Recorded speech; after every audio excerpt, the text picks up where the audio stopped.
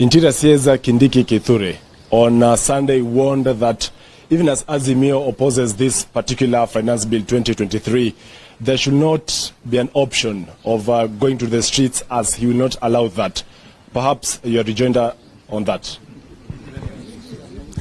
I think we just need to say that the Constitution is where our rights are entrenched. Our rights are not given by people sitting with donated power in public offices. The rights are God-given and entrenched in the Constitution. We seek no advice from anyone.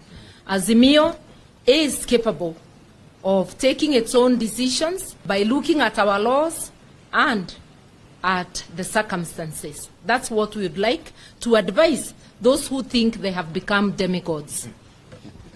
All right. My name is Emmanuel Tor from KTN News. Just a quick question. You put up a very spirited fight yesterday in Parliament, Honorable P&I, but you could barely manage 90 members to oppose the bill. Yet in the PG that we had here last time, you had 130 members in your corner. Are you concerned, and what action are you going to take for some members who actually voted during the physical vote for that bill? Thank you. I think this is, I will save the minority leader from having to answer that and say this. And he should be properly referred to as the majority leader.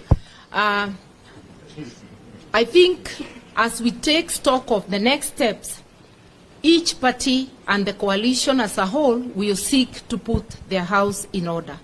This bill is not about which side of the divide we come from. It's actually a question for each MP to ask themselves, were you elected by the executive or by the people? Whom do you represent in Parliament? That is something they will have to reckon with the electorate, even as the parties sit within Azimio to ask themselves what course of action.